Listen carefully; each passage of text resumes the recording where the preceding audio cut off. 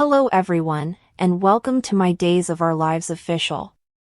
I hope everyone is having a wonderful day. Before we begin, please hit the subscribe button and give this video a thumbs up. Connie slipped into Bobby's hotel room and prepared to plant evidence implicating Bobby. She halted at a knock on the door and heard Leo's voice calling out.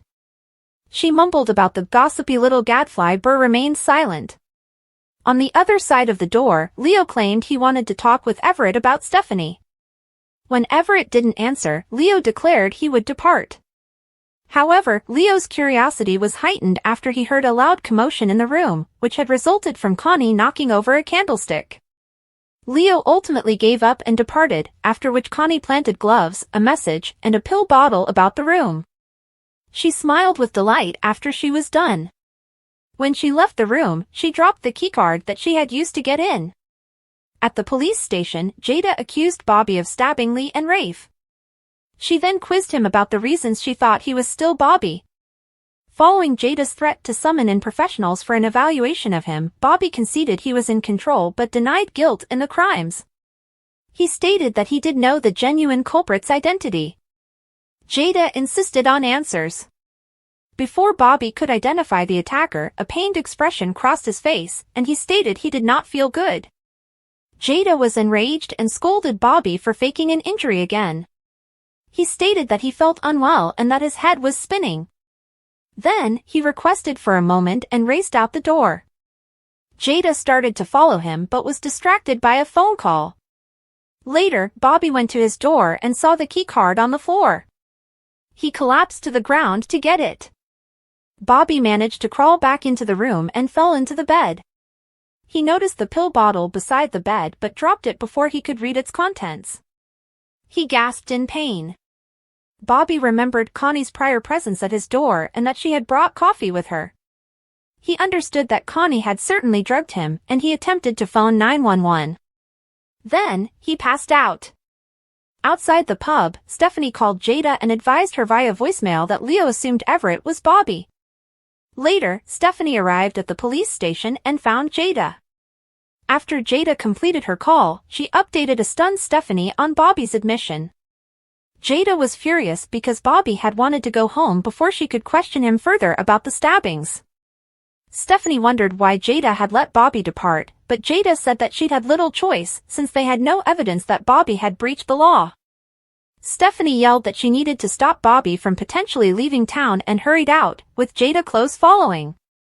Later, Stephanie and Jada arrived at Everett's flat. Jada used a keycard she had acquired from the front desk to allow them inside. An unconscious Bobby was splayed on the bed, and they raced to him.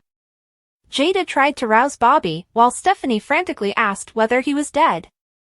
Jada confirmed he had a faint pulse and then found the pill bottle. Jada asked Bobby how many tablets he had consumed. He murmured incoherently before admitting that he hadn't taken any medicines. In Ava's DiMera Enterprises office, Gabby suggested promotional ideas for Gabby Chic's relaunch. A distracted Ava apologized for her appearing disinterest and inquired about Rafe. Gabby updated her about Rafe's physical condition, and Ava expressed hope that the police would arrest the criminal. As Gabby vowed vengeance on the attacker, she received a call from Stefan. He needed to visit Gabby at the bistro quickly.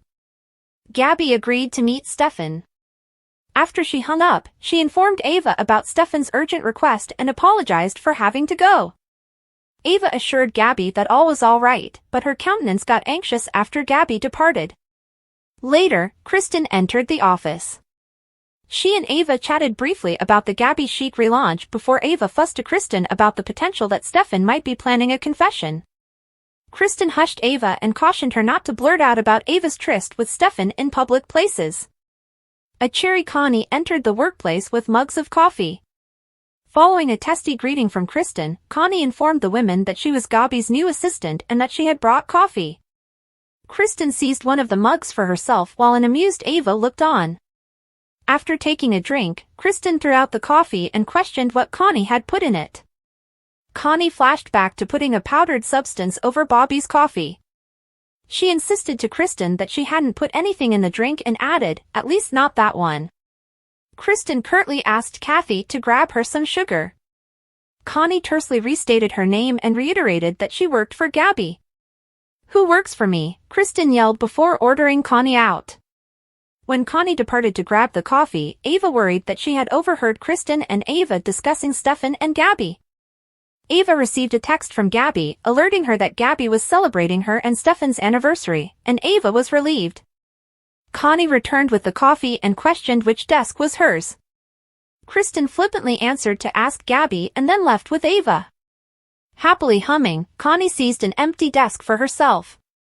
She pledged that with the Bobby problem gone, she would focus on making Gabby and Stefan pay for what they had done to Lee. Connie flashed back to overhearing Kristen and Ava discussing Stefan's tryst with Ava. Connie smirked that the perfect ammunition had dropped into her lap. Gabby went into the bistro and discovered a cheerful Stefan, who had prepared the restaurant for a romantic adventure. Gabby chided Stefan for bringing her away from vital work, but when he handed her flowers and exclaimed, "Happy anniversary," she accepted the offerings with a smile. She apologized for forgetting the day, and Stefan good-naturedly reminded her that they'd gotten married twice on the day. Stefan had intended to honor the occasion with something special. He awarded Gabby a passionate kiss and vowed that the surprises were only beginning. Stefan disclosed that he had written Gabby a poem in the hopes that he could recite it to her on their anniversary. Gabby was touched, as she hadn't known that Stefan was a poet in addition to a musician. Stefan swore to set the poetry to music one day and then embraced Gabby in his arms. He performed the poetry, which finished with the lines, "Whatever else there is means nothing much, you see? 'Cause you are everything to me." Gabby called the poem beautiful and exchanged a sweet kiss with mi amor.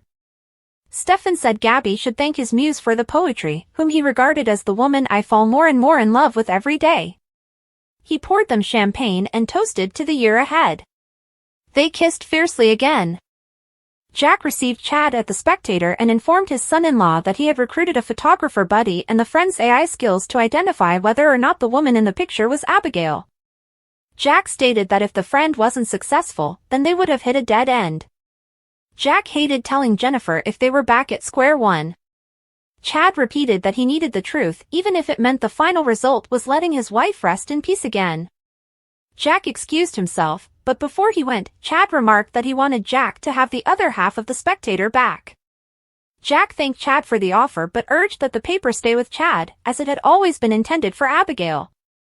He couldn't allow himself to think that she may soon retake it, but Jack still wanted Chad to manage the paper for Thomas and Charlotte. After Jack exited, Leo strolled into Chad's office and ruminated about whether he should write about Alex, Xander whom he had heard would be joining Body and Soul, or Everett. Chad worried what was occurring with Everett, so Leo briefed him about Everett's unusual conduct and Everett's apparent refusal to open his door. Leo started to question Chad about Did but stopped himself and instead rambled about the strain he had been experiencing lately. Leo concerned that with Jack's renewed presence at the Spectator, Gwen may make an appearance, as well. He regretted the loss of his friendship with his bestie over Dimitri, who had ultimately deserted him. Leo had begun doubting Dimitri's story that he had met someone in prison. Leo suspected that Dimitri had instead tried to get back together with Gwen in order to safeguard Dimitri's fortune. Chad was doubtful of Leo's mental process and wondered if Leo would be less offended if Dimitri had reconnected with Gwen. Leo imagined he would be more unhappy because he hadn't wanted Gwen to get her heart shattered again. He stated that he missed both Dimitri and Gwen. Chad gave Leo a pep talk and underlined Leo's good characteristics.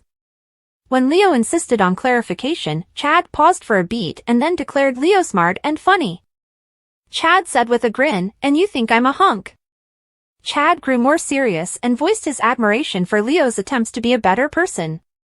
Chad could empathize to how moving on from the love of your life was difficult. Leo asked about Abigail. When Chad reported no progress had been achieved, Leo truly expressed that he hoped Chad would never have to move on. Later, Leo sat alone in Horton Town Square and decided to phone Gwen.